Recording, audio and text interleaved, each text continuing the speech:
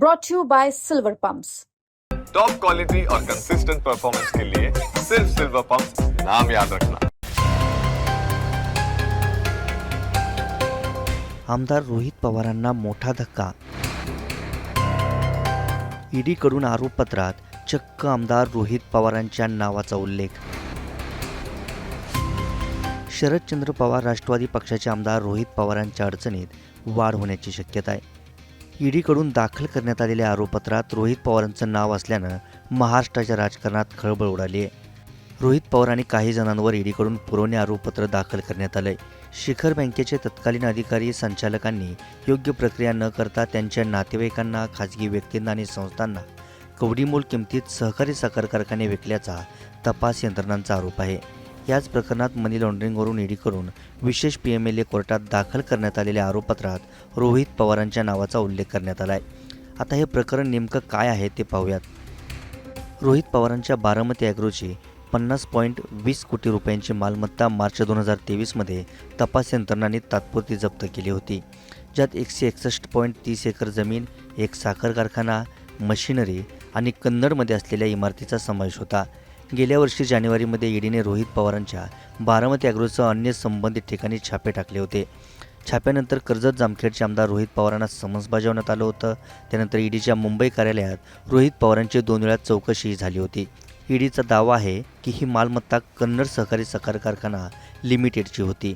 बारामती ॲग्रोने कथितरित्या लिलावाद्वारे विकत घेतलेली ही मालमत्ता आणि हा व्यवहार मनी लॉन्ड्रिंग कायद्याचं उल्लंघन आहे। मनी लॉन्ड्रिंगचा तपास मुंबई पोलिसांच्या आर्थिक गुन्हे शाखेनं ऑगस्ट 2019 मध्ये दाखल केलेल्या FIR वर आधारित आहे। FIR मध्ये आरोप आहे की महाराष्ट्र राज्य सहकारी बँकेने म्हणजेच शिखर बँकेच्या अधिकाऱ्यांनी आणि संचालकांनी अनेक सहकारी साखर कारखाने त्यांच्या नातेवाईकांना आणि खाजगी संस्थांना कवडीमोल भावात विकले। कन्नड सहकारी साखर कारखान्याच्या बाबतीतही हेच घडल्याचं ईडीचं म्हणणं आहे। शिखर बँकेने 2009 मध्ये 80.56 कोटी रुपयांचं थकीत कर्ज वसूल करण्यासाठी कन्नड सहकारी साखर कारखान्याच्या मालमत्तेचा ताबा घेतला। बँकेने मूल्यांकनाच्या आधारावर लिलाव केला, ज्यात रिझर्व्ह प्राईज कमी ठेवण्यात आली होती।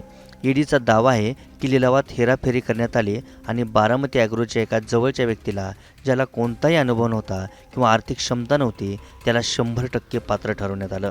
ईडीने यात असंही म्हटलंय की या प्रकरणी आतापर्यंत 121.47 कोटी रुपयांची मालमत्ता जप्त करण्याचे 3 तात्पुरते आदेश जारी करण्यात आले होते। या जप्तीला आता अंतिम मान्यता मिळाल्यानंतर ईडीने न्यायालयात पूरक आरोपपत्र दाखल केलंय।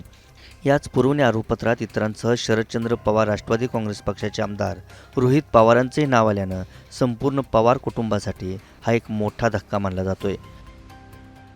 त्यामुळेच आता ईडीच्या आरोपपत्रामुळे रोहित पवारांच्या अडचणी वाढण्याची शक्यता वर्तवली जाते। ईडीच्या या आरोपपत्रानंतर रोहित पवारांची प्रतिक्रिया सुद्धा समोर आली। कुणाचं आणि काय ऐकलं नाही म्हणून माझ्या विरोधात ईडीने कारवाई केली हे जग जाहीर आहे। याबाबत अधिक सांगण्याची गरज नाही। ईडीचे अधिकारी बिचारे आदेशाचे धनी, त्यांनी केवळ आलेल्या आदेशाचं पालन केलं आणि आता आरोपपत्रही दाखल केलं। म्हणजेच तपास पूर्ण झाला असून ज्याची आपण वाट बघत होतो त्या निर्णयाचा चेंडू आता न्यायव्यवस्थेच्या कोर्टात आहे। कारण न्यायदेतेवर माझा पूर्ण विश्वास असून यामध्ये दूध का दूध आणि पाणी का पाणी होईलच। विचारांसाठी कितीही संघर्ष करावा लागला तरी माझी तयारी आहे। महाराष्ट्राने लाचारीला आणि फितुरीला कधीही थारा दिला नाही आणि संघर्षालाच डोक्यावर घेतलंय, हा इतिहास आहे।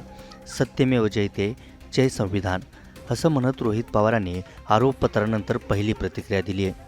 त्यामुळे ईडीच्या आरोपपत्रानंतर कन्नड सहकारी बँक आणि बारामती ॲग्रोच्या प्रकरणावरून रोहित पवारांची खरंच कोंडी होते का हे पाहणं महत्त्वाचं ठरेल।